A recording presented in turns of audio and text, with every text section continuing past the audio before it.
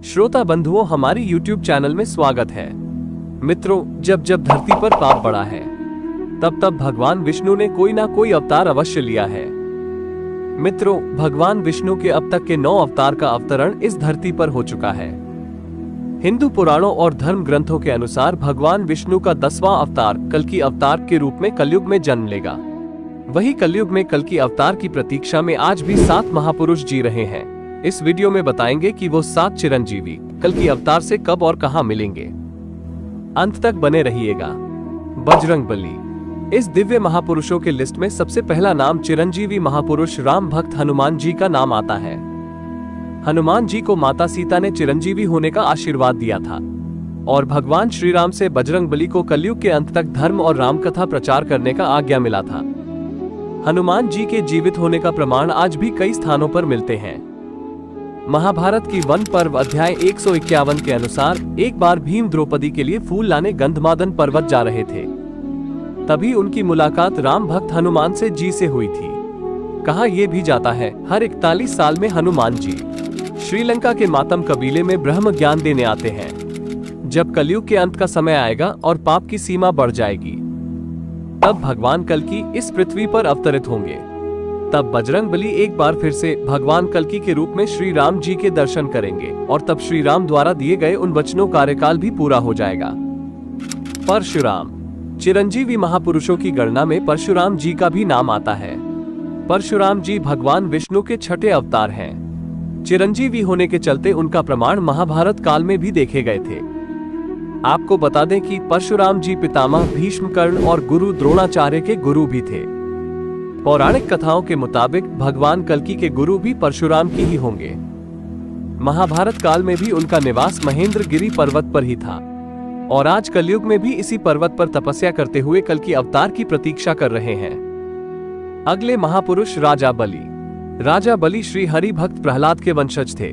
उन्होंने अपने बाहुबल से तीनों लोकों को जीत लिया था और बहुत बड़े दानवीर भी थे।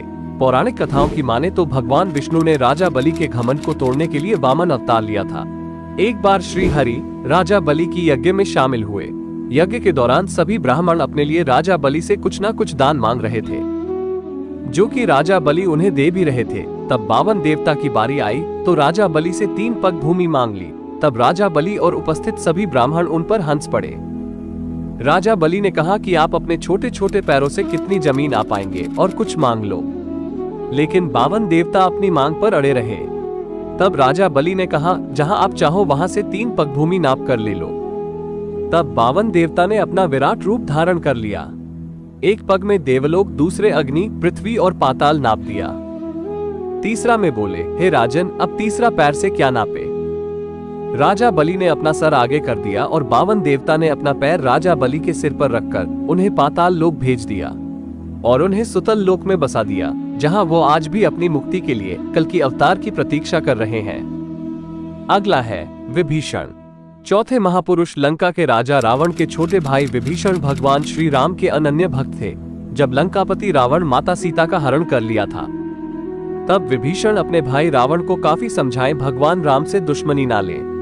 इसके बाद रावण ने उन्हें धक्के मारकर राज्य से निकाल दिया और विभीषण जी भगवान राम की सेना में शामिल हो गए और रावण का अंत करने के लिए धर्म का साथ दिया। राम ने विभीषण को चिरंजीवी होने का आशीर्वाद दिया था।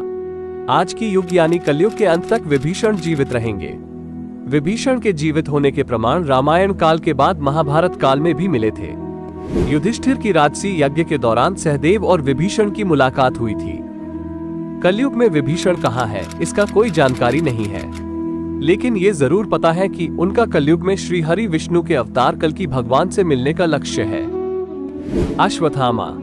गुरु द्रोणाचार्य के पुत्र अश्वत्थामा आज भी इस पृथ्वी लोक पर मुक्ति के लिए भ्रमण कर रहे हैं। श्री कृष्ण ने महाभारत के युद्ध में अश्वत्थामा को ब्रह्मास्त्र चलाने से रोका था। धर्म ग्रंथों के अनुसार भगवान श्री कृष्ण ने ब्रह्मास्त्र चलाने के कारण उसको कलयुग के अंत तक भटकने का श्राप दिया था। अश्वत्थामा के संबंध में प्रचलित मान्यता है। मध्य प्रदेश के असीरगढ़ किले में मौजूद प्राचीन शिव मंदिर में अश्वत्थामा हर दिन भगवान शिव का पूजा करने आता है। अश्वत्थामा भी कल्कि अवतार की प्रतीक्षा में इंतजार कर रहा है। कहा जाता है अश्वत्थामा भगवान शिव का इकलौता ऐसा अवतार है जिसकी पूजा कभी नहीं की जाती। परंतु कल की अवतार में अश्वत्थामा का एक अहम रोल होगा, जो आने वाली पीढ़ियों तक उसका गुणगान करेंगे। अगला है महर्षि व्यास। महर्षि को वेद व्यास के नाम से भी जाना जाता है, क्योंकि उन्होंने ही चारों वेद, महाभारत, 18 पुराण, भागवत गीता लिखी थी। महर्षि वेद व्यास जी ने भगवान कल की अवतार से पहले उनके अवतार के बारे में ग्रंथों में लिख दिया था।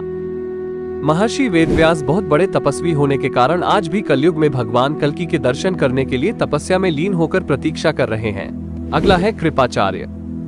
आखिरी और 7वें चिरंजीवी महापुरुष कृपाचार्य। संस्कृत ग्रंथों में उनको चिरंजीवी के रूप में बताया गया है। कृपाचार्य अश्वत्थामा के मामा और पांडव और कौरवों आचार्य थे। श्रीमद् भागवत के मुताबिक कृपाचार्य की गणना सप्तर्षियों में की जाती है। कहा जाता है कि वो बहुत बड़े तपस्वी थे, जिन्हें अपने तपस्या के बल पर चिरंजीवी रहने का आशीर्वाद मिला था।